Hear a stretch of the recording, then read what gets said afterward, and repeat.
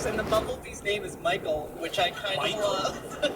That's like naming a dog John. Exactly. Do that. John. He fights Nazis with a bunch of trained bees, but Michael is his favorite bee. Okay, I thought you said superheroes. Not super creepy. I know. Congratulations, Tim. You did well enough that Nick Wester was going to get an Ask Me Another Word this too. Nick, congratulations. You can see Tim on the CBS series Madam Secretary. Give it up for our special guest, Tim Daly.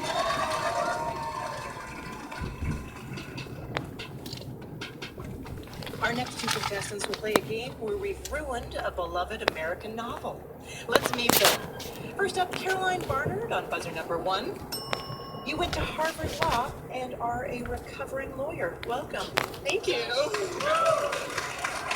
Caroline, you live in an apartment that won't have gas for 8 months. We got an email in December that said there was a hazardous gas leak. I thought, oh, well, that's a problem. And then the rumors started to fly about how long the building would be without gas for, and it is 8 months. How are you doing without gas? So it's just affecting cooking. The rest of the systems, like heaters and stuff, work. So I did some research online. I found out what kind of hot plates they use in food trucks. And this being New York City, my kitchen is basically significantly smaller than a food truck. So I figured if they can do it, I can do it too. And it's going fine? It's going, I mean, there's a lot of ordering in, but you know. Sure. Your opponent is Andrew Shuttleworth on buzzer number 2. You work for a web design agency based in England. That's right. Thank you. Now, Andrew, you're really good at one of my favorite hobbies, which is identifying fonts really well. Which one do you think hasn't yet seen its day? You know, I'm a big fan of the one you guys use for the Ask Me Another logo, the Sentinel. I think it's beautiful. I think it's great. So, Wow. Interesting tactic. Remember, Caroline and Andrew, the first of you who wins 2 of our games will move on to our final round at the end of the show. Let's go to your first game, called To Mock a Harper Lee. Jonathan and I will describe hypothetical sequels to Kill a Mockingbird. The name of each book plays off the original title, To Kill a Mockingbird, except 2 words have been changed. So first, we have replaced the word kill with a different, less violent word that rhymes with kill. And second, we've replaced the word mockingbird with a different 3-syllable animal.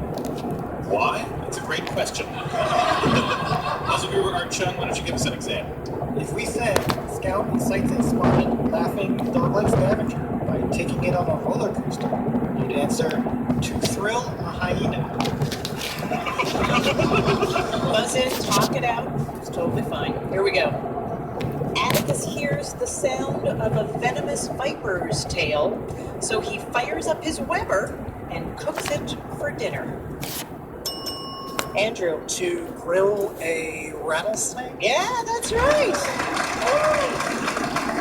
Seems like it would be hard to write an entire book based on that. To grill a rattlesnake? Yeah, this is a pretty short. Doesn't take that long to grill a snake. Maybe it's a cookbook. It's a short, it's more of a short story.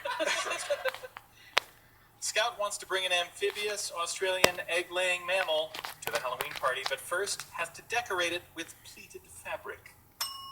Caroline. To frill a platypus? Oh yes, that is correct. Miss do they do that? Molly I know, wants yeah. to show Scout how pretty and smart. feminine the color pink can be. So she writes a document leaving Scout a tall, pink waiting bird on the event of her death. Andrew. To grill a flamingo? That is correct. Jem's broken arm prevents him from playing sports, so he finds a quill-bearing rodent to take his place and runs it through numerous football training exercises. Caroline. To drill a porcupine. That is right. Drill. I was looking for. I was like, Scout finds a long, flattened, multi-legged arthropod in the dirt of her garden and charges it rent. Caroline. To Bill bill a a centipede. centipede? Correct. Who Poppy protects the Finch children by turning the temperature down low enough to scare away a blood-sucking